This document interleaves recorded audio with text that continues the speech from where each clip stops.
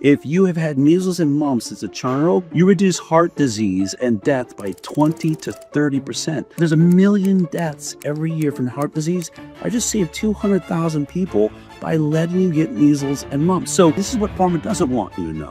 Pharma wants you to think, I'm going to be one of those 400 people that die. And they make you personalize it. All right, you're tuned into the Everything's Energy Show, or the EE Show. I am sitting with an absolute legend today. And you two, please don't ban me. If not, we'll figure that out later. The reason anti-vaxxer became a term, if there was one guy, it would be this guy. Ladies and gentlemen, Matthew Bigtree, thank you for joining me. Absolutely. Now, you just gave a riveting speech. Hopefully I have permission to chop it up and use some of this. Please do. It was really amazing. And one of the fun parts was in the beginning, my mom leans over and she says, you know, your delinquent mother, I did this all for this same reason. We went through hell growing up because we had to sign all these religious exemptions, all this stuff. I didn't even know what was going on. I was just, I got a crazy mom do these weird things, but I'm proudly a pure blood. Yeah, so am I. I had a crazy mom too. I did the same thing with Awesome. you know, and my mom, I love that, you know, was great about it. And it's important people that are on this journey deciding to, you know, not vaccinate their kids or whatever, spread them out, whatever they decide to do. I really am, you know, fighting the choice.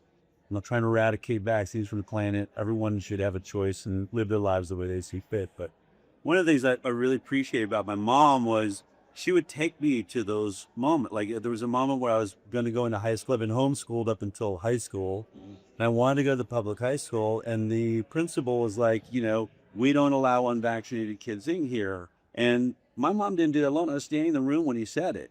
And I watched her have that argument. And I watched her say, well, you know, why? She's like, there's a religious exemption here in Colorado and we intend to use it. It's like, yeah, but none of my kids in this school are unvaccinated. I was just the same way, standing with my mom, that same thing. And my mom just said, well, do vaccines work? He's like, of course they do. She's like, okay. Then if every kid here has been vaccinated, what threat is my kid to you? And he was like, I mean, say, all right, I guess that's a good point. And, you know, and I ended up going to that school. But I watched her have those debates. I watched her. I wasn't like, I know, Sandra, I know your mom. She reminds me a lot of my mom. But, you know, we're lucky. And people, you know, we should not be doing this behind closed doors. I'm not sure. I didn't put my kids in Waldorf school. I went to Waldorf. You know, right? But part of that's like protecting their childhood, letting them have, you know, a mystical experience, which is true. But also what I really grapple with right now is we're raising our kids essentially in wartime. We're under attack by the pharmaceutical industry. We are under attack. COVID was, you know, I think it was a really nuclear bomb. You know, it's a nuclear bomb. It's going to go off again. They're not going to give up on trying to control our bodies. And so your kids are going to be, you know, their teachers are going to be talking to them about trans and, you know, that their bodies aren't their bodies and that their parents are crazy. You should be vaccinating, and the state's passing laws to vaccinate your kids without you being there. The parental rights is just being, you know, personal identity is completely destroyed. It's completely destroyed. Everyone's got to conform. You all need to do this thing. This is how you should think.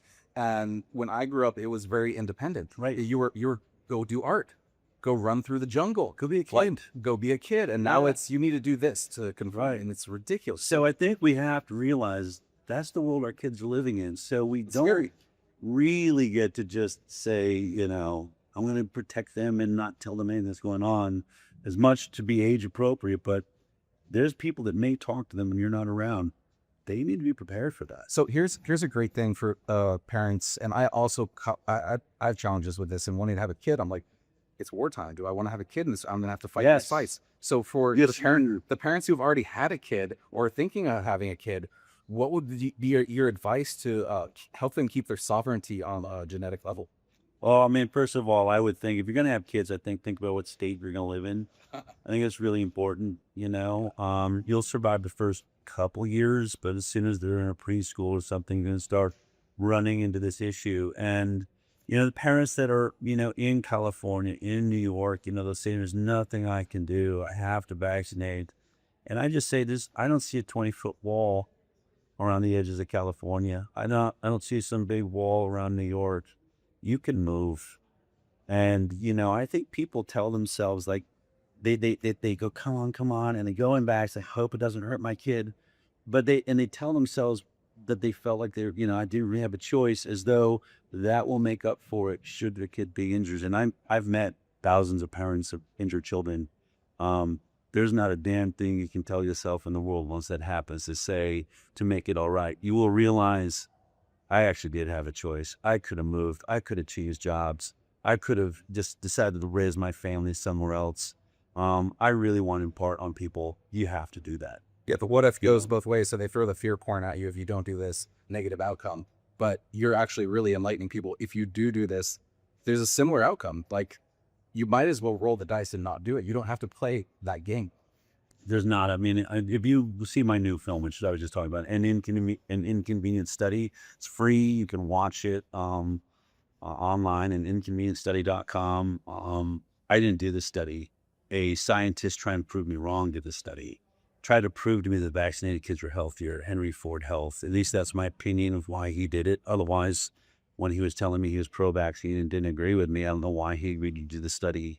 Anyway, 20,000 kids, and what you see is the exact problem we have. We see about 50 to 60% chronic disease in America, and this study showed that you were, by 10 years old, if you were vaccinated, you had a 57% likelihood of having a permanent chronic disease the rest of your life at 10 years old from vaccinated. Compared to the kids that were unvaccinated, that rate was only 17%. So an astronomical difference. Huge metric. And so, I didn't get into the part of my PowerPoint. You're right. Is there some risk to not vaccinating? Yeah, there's a risk to, a rare death from measles, a rare death from polio. But if I showed you the numbers, they're ridiculous. We're being taught to personalize such a rare risk. In 1961, before there was ever a measles vaccine, if you go to the vital statistics, which was the original CDC, the death rate of measles in America, across America, about 1 in 500,000 Americans die every year. 500 total deaths per year from measles. Now, people will say, well, those deaths matter too, Dale. Those 500 kids. I was like, okay, sure, I get that. It's true, right? But we have to compare that to something. Yeah. So you're telling me, 500, that's 1 in 10,000. That's a 0.000 something risk.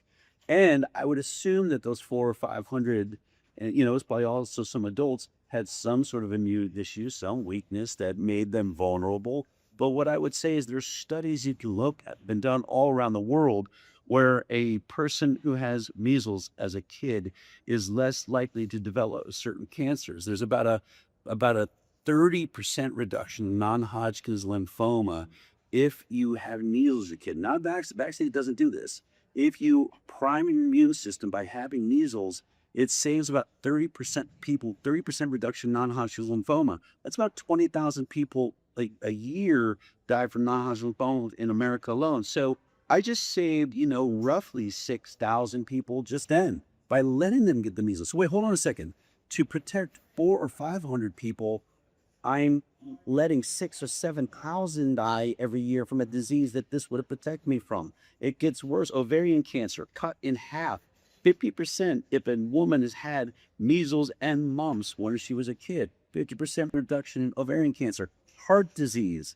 If you have had measles and mumps as a child, you reduce heart disease and death by 20 to 30%. There's 1 million deaths every year from heart disease.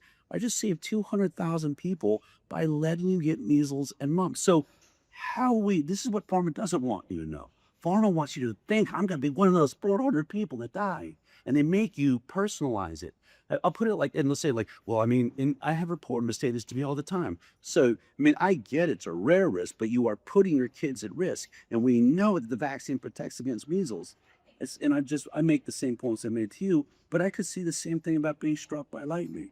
Right? I was thinking if you're afraid of being, look, if you had every day, you could be struck by lightning. You could be struck by lightning. There's 100% reduction in lightning strikes if you spend your entire life inside. To stay in your house, lock yourself in your house, and you'll never get struck by lightning. Well, what you're saying with those metrics too is your system is like a muscle. You work out that muscle as it's stronger. The more you get sick, the more resilient you get. So you're actually you're creating that bubble. You remember the bubble kid thing? Yeah. We got one bubble kid. He comes out of the bubble. All of a sudden, he's sick. Yeah. It's because he built no resilience. Yeah. And that's the layman's way of saying, because you just drop metric on metric on metric Yeah. of exactly why Right. you believe what. And we know this. Science knows this. They know this. They're systematically making us weaker as a species. I mean, just think about it. Well, I mean, You know, the reason You know- the reason is easy. If you sell drugs right. and you want to have a lifetime client, you don't want them to be healthy. You don't want them to have an immune system. You want them to keep coming back, spending money. I mean, if I have to buy a pill every month to take every day, 30 pills a month to stay alive.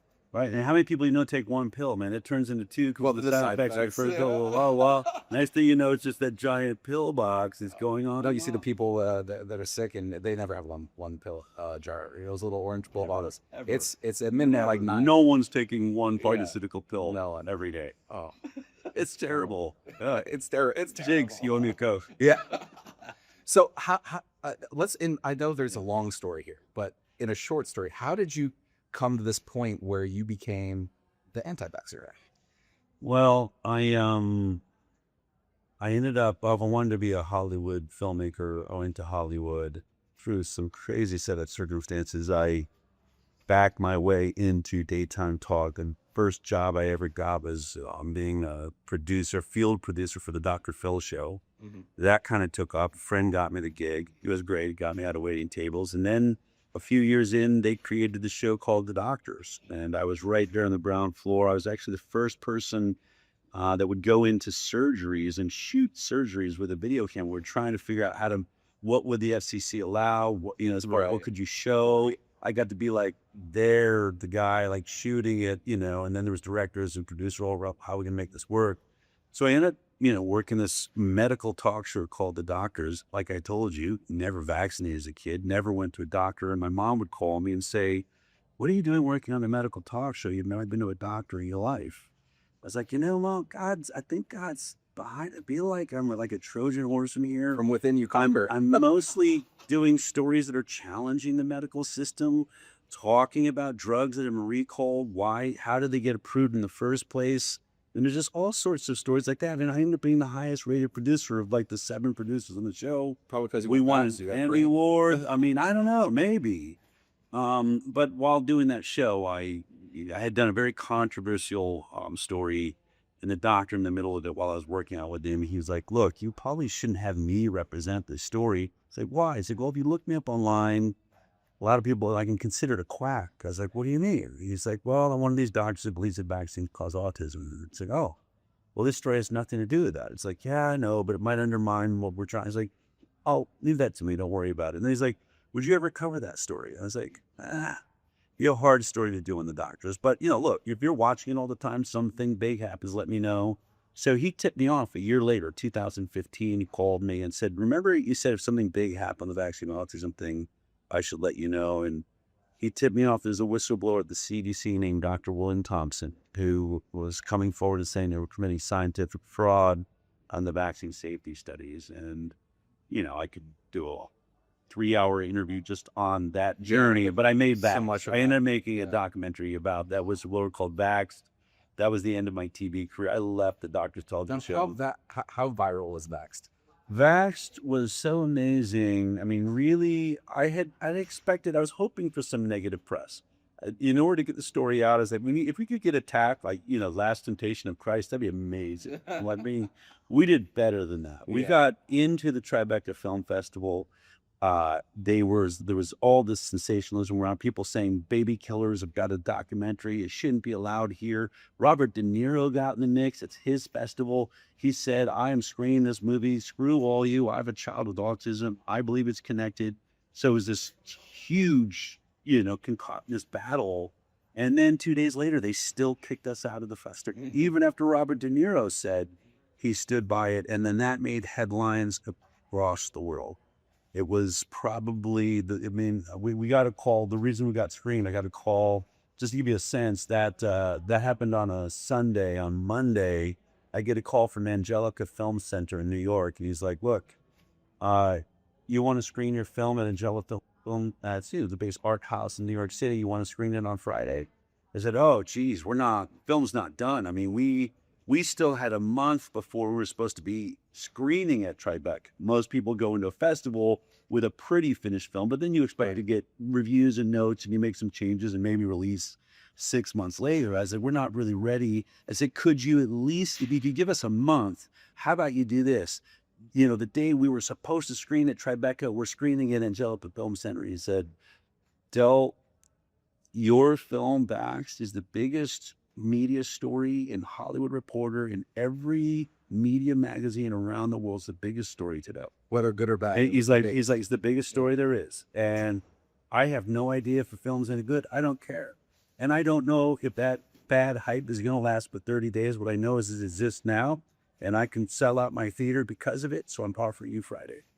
And that's how it started. And so we like all hands on deck, get everybody's names right in the credits, find the music in the spots that we're just crazy trying to get some last minute edits in and race the film out so that we could start screening on that Friday. And sure enough, line down the block, and we sold out every theater we went to. I bet that was like kind of the best saga of your life. Just that whole sensation of, holy crap, I did this, and look. How did it feel, Ann? You know, I'll be honest. Like, it's interesting you said it exactly like that. There was a moment I was, we were everywhere, every city we were here in, we knew baby killer headlines. It was really, awful. Yeah. But it was controversial price. We all lined up, what the hell is this controversial film? But I was leaving LAX. I'd flown into home to see my wife and my kid. And I was like getting on the 405, and I suddenly had this this terrible fear overcome me, that this ice cold, like black fluid, it felt like started to top my head, ran down my toes, where I was so scared I couldn't drive. I literally pulled off the side of the 405 and cars were racing by. Wow. I'm like hyperventilating. I'm like, geez, what is going on? And I knew it was about film. I knew it was all this stuff. And I just said, okay, Del, like, all you did, you're a filmmaker. You interview people that spoke their truth. You put them in front of a camera. You edit it together. It's emotional. You're good at that. But all of these headlines, it's not you. You didn't. That's God. That's something bigger than this. You're just a human being. You're just a vessel here. You just made a movie. And I calmed down, and like I got my breath back. Like 30 days later, it happens again. Same ice cold black fluid all the way down the tips of my toes. I'm like, what F is going on? Yeah. Same thing, talk myself off the ledge. All you are, you're a regular guy. There's all the hype everywhere we're going. And I was like, there's got to be somewhere this is starting. I was a chill teenage dude. You know what I mean? Wake up at 11 in the morning and, I was always like pretty relaxed. This is not, obviously I'm having some form of a panic attack. Well, I was like, where's it starting? And then I was reading, I just picked up a Bible in a hotel, the Gideon's Bible once. I happened to just open it up, and it was Jesus in the 40 days in the desert. And, Satan was telling him, turn this stone into bread, and you can, take care of yourself. You can feed, you can drink, bring down your angels, show your power. You just open it. Just open that up. That's beautiful. I was like, that's interesting. Or, I was like, okay, read it. And then like a couple days later, I had been in a city. People would grab me when I get off the Vaxxed bus. Can you come talk to my senator? Can you come talk to my congressman? So I would.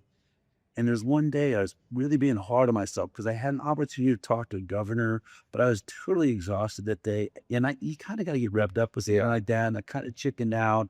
I didn't really make the call, and just laying in my bed like, Del, you don't do this. Who's going to do it? I mean, you're letting everybody down. You're the only one that can make this call. You're the only one that can talk to the governor. You let, you, me, I. And I was like, oh my God, this is where it's starting. This is where that fear is starting, because I'm saying I'm doing it. That I'm doing all this. That I have the power. I'm the one that's, making this big. I'm the one that's going to change the world. And it starts from an altruistic place. I should make this call. I should do more. I don't, then who else is? But slowly but surely, that I ended up making me feel all alone, where I was all alone. There's no God in that world. There's nothing bigger than me. It's all me, and who's going to protect me? And then I would just suddenly have a moment where I'm so utterly alone and terrified.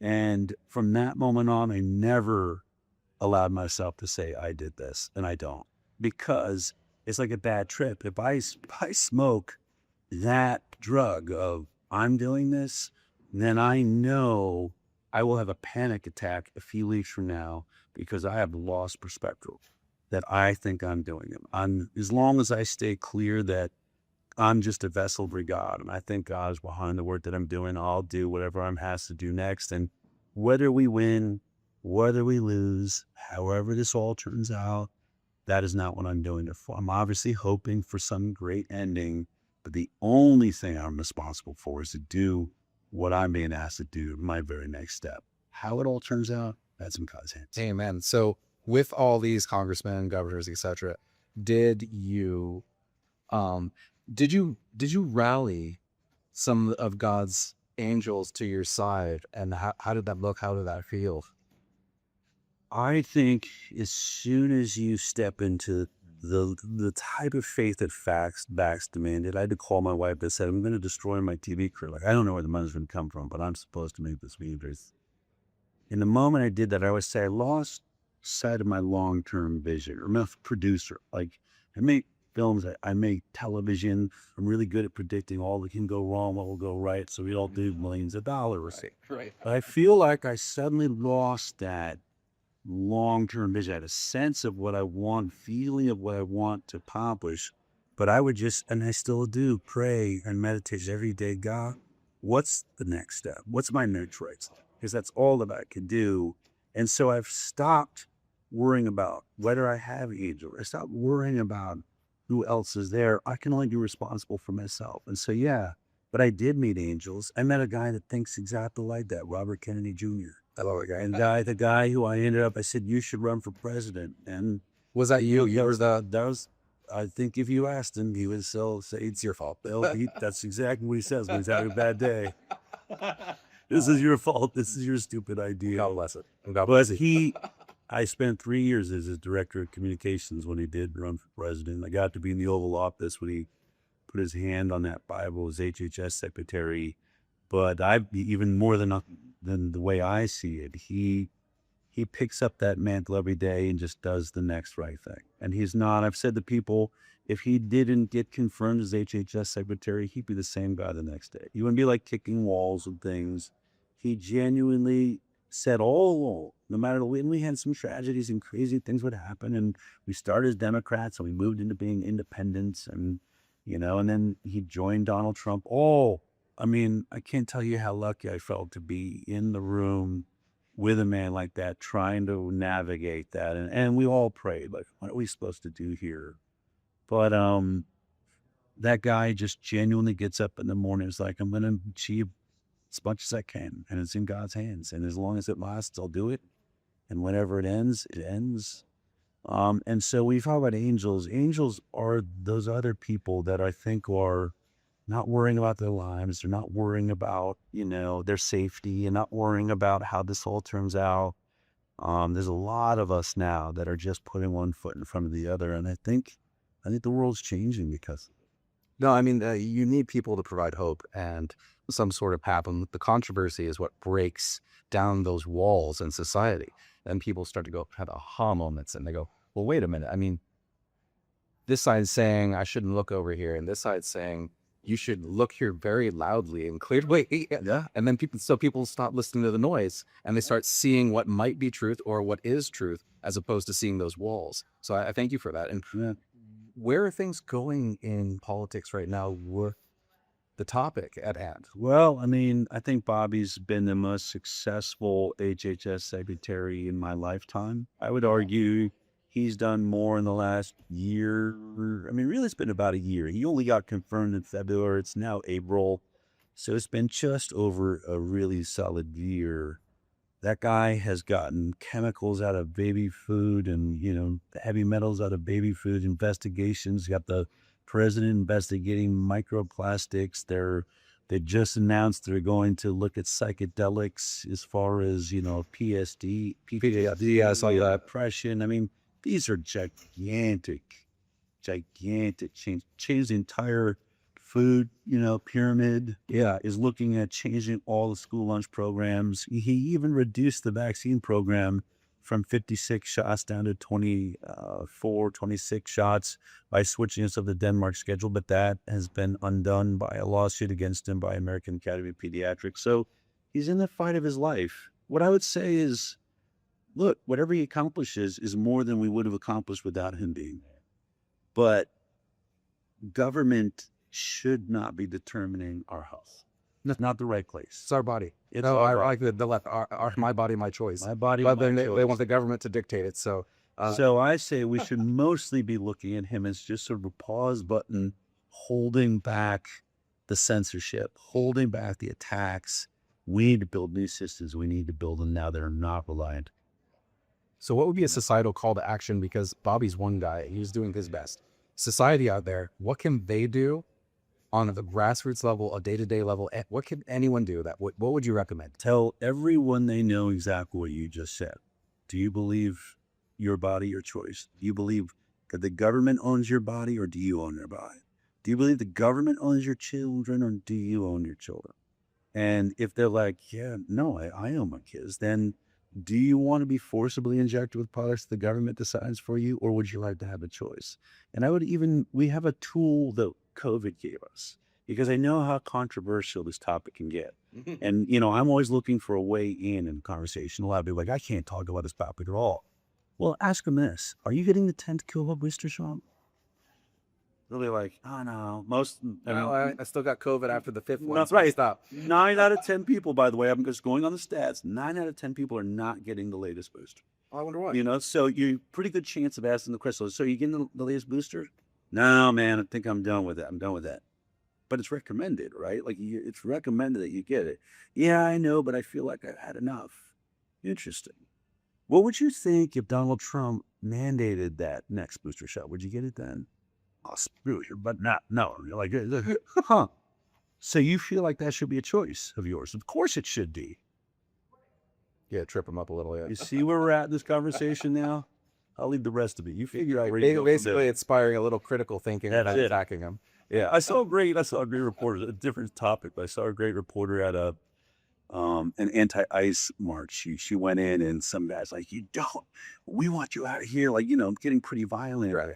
And she's like, well, he's like, this lawn is for this anti-ICE protest. She's like, oh, so I stay on the sidewalk. It's like, yeah, well, we'd probably be further away. So no, but there's a border. You have a border here. What you're saying is a border. Like, you want me to, so you get the lawn, your people get the lawn, and my people stay on the side. Is that what you're saying? Yeah. And she's like, why's your lip flickering?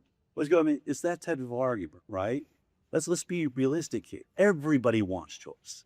If you can get through all the noise in their head, they will realize they stand for the same things too. We've got to get better at this. We've got to not attack. Don't bludgeon your friend with a ton of stats. You know how many people don't, No, you need to do it in a nice way. do it in a nice way, ask a question that they're going to have trouble answering. You'd be very polite. You'd be very responsive and understanding, while at the same time being like, have you thought about it this way? Like, Because you attack them, they're just going to attack you back. It's fist fights only end in more punches being thrown. So what's next on the horizon for you? I know you're always working on something. I'm building a new, like I've, still got ICANN. Be're still suing the government. We've got some really important cases that we think are going to end up going to the Supreme Court, which will start really being able to turn the screws on a national level. We're really excited about that. But I feel like Highwire is pointing out the problem, the injuries from vaccines, all the drugs that are poisoning us. We do great work with the Highwire, but I want to be involved in solutions now. Spent 10 years making everyone know you shouldn't really be trusting your medical system, your doctors, but where do you go? So I'm building a new hub called Wisdom, WISDM, about your innate wisdom. And it's focused on holistic health. How do I live a holistic life? It's really for people that are just starting to ask the right questions. I want people to be able to say, like, I don't know, what is chiropractic? What is acupuncture? What is A or beta? What is an EES? I mean, they don't know about any of this, right? What's energy medicine, frequency? What is frequency? What is all that? Oh, you should go to Wisdom. And what we want to do is we're going to have videos, beautiful videos, which is what I do, that explain to you what these different modalities are. You can then go on a journey. There'll be podcasts you can find about that exact topic. And then inside of that, we're building a directory for find a chiropractor near you, find an Ayurveda near you, find, an energy, system. Are you working with Sayer and Bobby on this? Because I've heard of a similar project, kind of. This is ours. Oh, okay. One of our tech guys is working on something to kind of help validate the alternative side, because we are in an industry in alternative that is a lot of snake oil. Totally. I mean, not to say that pharmaceutical doesn't have a lot of snake oil as well. The whole world has a lot of snake oil. So we're trying to come up with ways to validate everything, really. Right. Because at the end of the day, we want metrics. We want, does this work? Whether it's 10 years of testimonials that are real and not bought and paid for, or videos of people literally getting well in real time, or we're actually coming up with what's called Vibe, which is 1,000 different metrics off of a wearable. We'll be able to see different energies. So we're actually working on tools in tandem with what you might, maybe we can collab a little.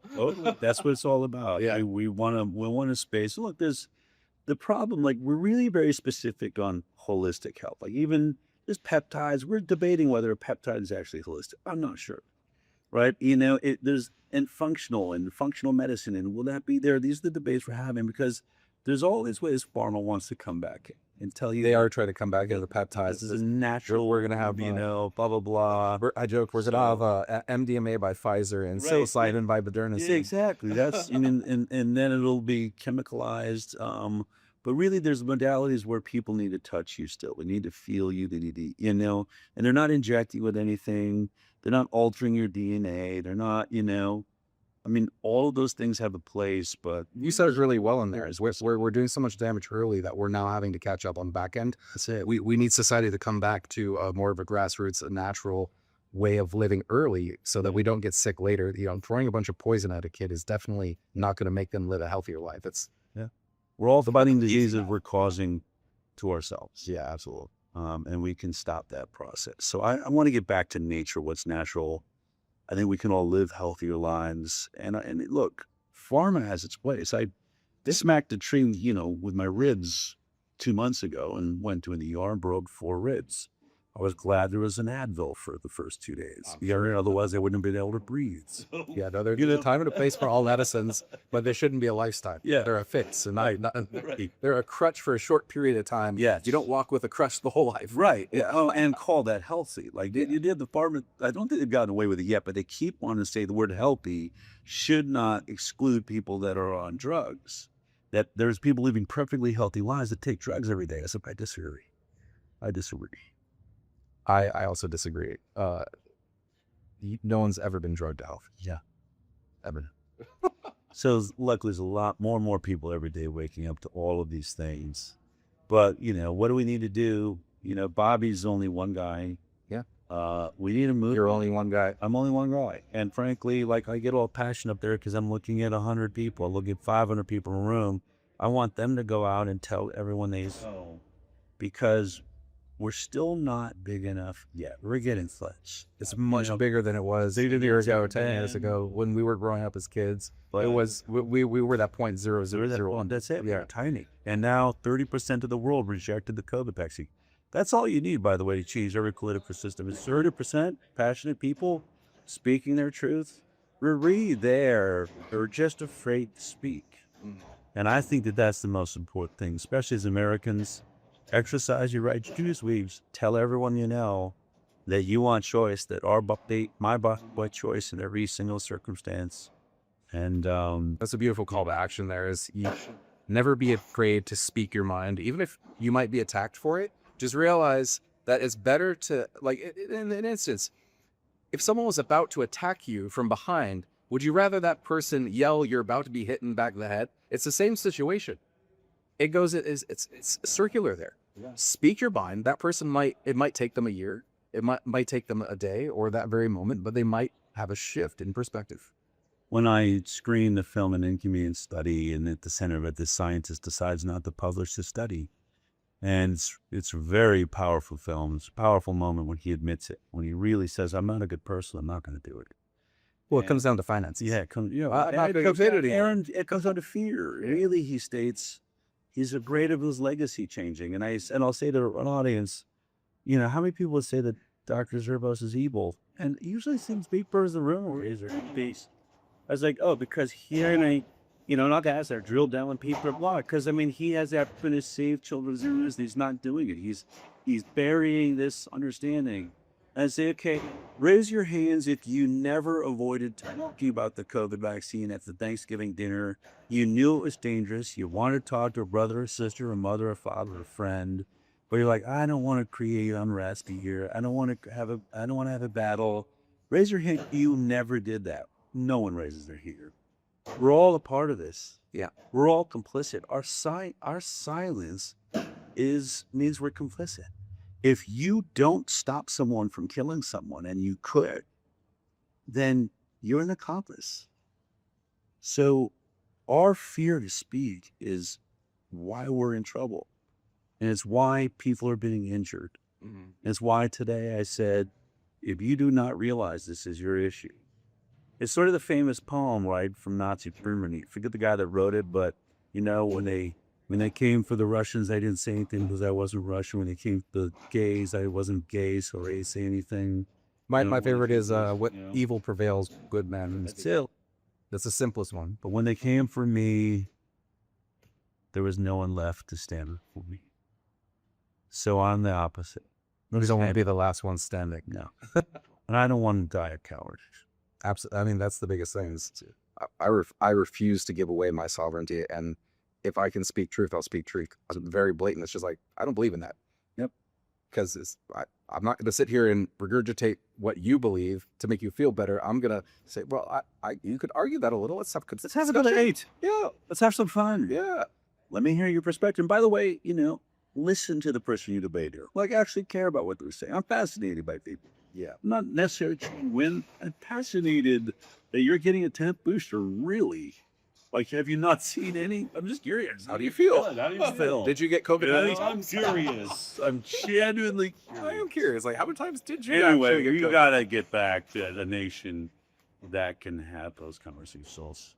Yeah, I mean, So it's on us, right? We're winning. We're healthier. We're become better. So be kind, be humble, but start having conversations. we need to remove the lies of dissent.